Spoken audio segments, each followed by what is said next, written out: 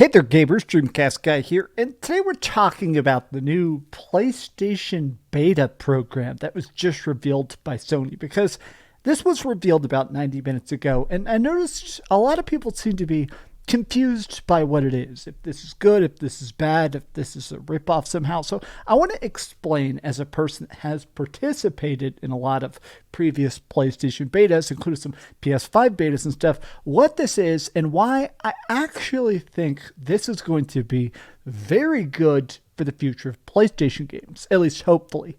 Let's get into it. Hi, hope you're having a great day, and if you could, please give this video a like and subscribe if you haven't already. So, they just posted this over on Twitter or X or Zeets or whatever the hell this website's called now, and it says, introducing the beta program for PlayStation, a new centralized place to register your interest in future betas, PlayStation participating in PS5 and PC games, new PS5 console features, and more. Now, essentially, the reason they're saying a centralized place is there have been other beta programs, but in a lot of cases, they've been very sporadic. How many people are getting in? Sometimes they would only send out exclusive codes for being able to beta test like firmware and stuff. Basically, what's been happening is that now it's clear that Sony is trying to just make it easier to talk to gamers, to test with gamers, and see what absolutely is not working. Now, previous console betas have done stuff to basically ensure that everything rolls out smooth. They did a beta for originally the expanded storage of the PS5, Discord on PS5, a bunch of stuff that now is very crucial to PlayStation. Originally was a tiny pool of beta testers. It sounds like they're trying to get a bigger chunk of the audience that's willing to essentially opt into a slightly or incomplete, possibly buggy thing, so that when it rolls out to the public, it's better, right? But I have seen some people talking about the fact that, well, A, it was broken for a long time, but now that it's working, I've seen a lot of people discussing this part of it more than anything else, from testing and participating PS5 and PC games. Now, there have been betas forever on PS5. It's been since the very start of PlayStation 4, PlayStation 5. Everybody's probably participated in betas, especially gaming betas, right? It's a chance to play a game before it comes out. But a lot of people, myself included, are reading this as them essentially saying that it sounds like they want to properly test some of their upcoming, possibly day and date cross-feature stuff. There have been talks about a lot of, I'm trying not to roll my eyes too much, but we all know that Sony has been very enthusiastic about games as a service, about, hey, we're going to launch live service games like Helldivers or, you know, the next expansion for Destiny and stuff like that, Marathon. But we do know for a fact that Sony has been terrified because of how much money they lost making Concord. According to a bunch of different leaks from pretty much every source top to bottom, Concord, they did not expect that to flop. Internally, God only knows how, but PlayStation, all the way up to the very top, thought that Concord was genius. They thought it would be great. It'd be the next Overwatch. It has cool characters and fantastic microtransactions. And it flopped. I mean, they were so confident in Concord, they bought the studio. There's rumors they lost $400 million making that game, which was live for 11 days. So, a lot of people, especially over in the PlayStation Reddit, are like, all right, I think this is probably just more ways for them to sort of figure out, okay, you get to be the next unpaid function testers. We got to make sure that we got to know when the next Concord is coming, you know, to make sure that we don't have another blindsided toxic positivity trap.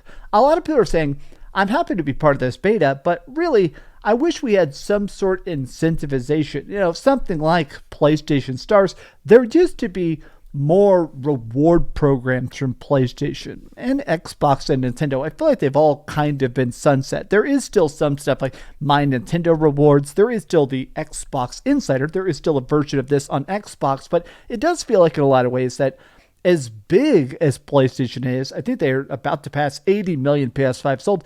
I understand why they're trying to be more open about their beta testing so they can do, more feedback to make sure stuff works. It is weird they won't give people, I don't know, a $5 coupon, a 10% off coupon code, something, right?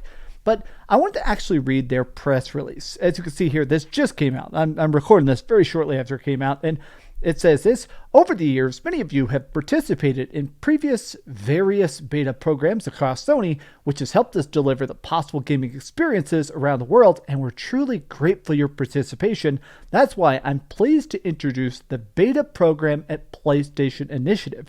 It's an easier, more consolidated way for gamers to sign up and participate in future PlayStation betas from a wide range of PlayStation experiences.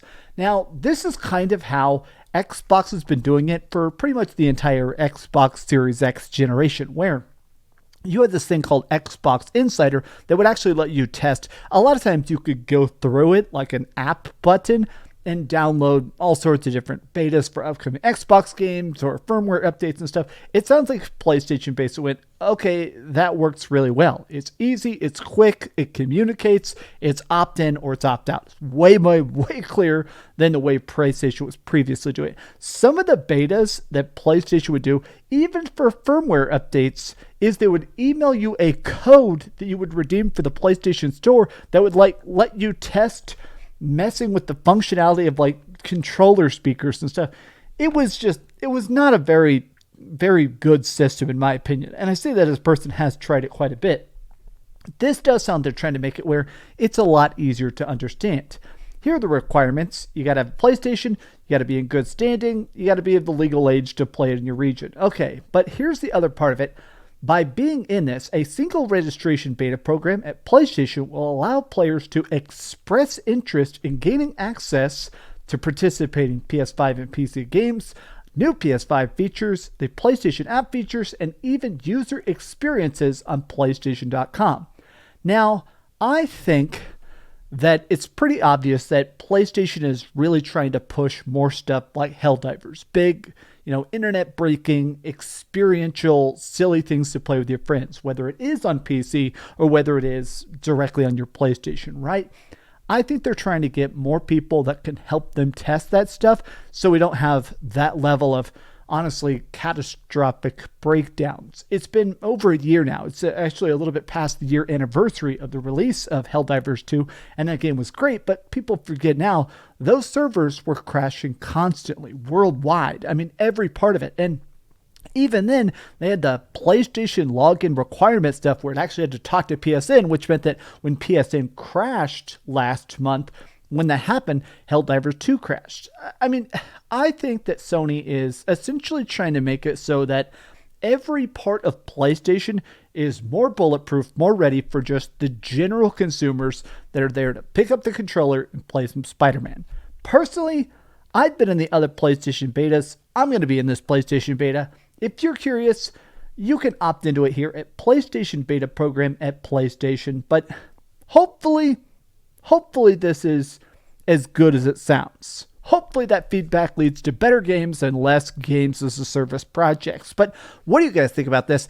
Tell me your thoughts in the comments down below. And if you enjoyed this video, be sure to give it a like and subscribe if you haven't already. And please keep dreaming.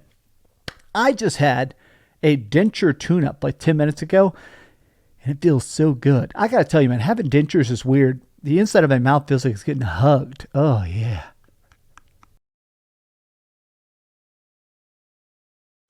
Thanks so much for watching that video. If you want to see something else, you can always click this link to see what I put up last, or, subscribe and see what's coming up next. Also, I promise that whatever I do, it'll try not to suck.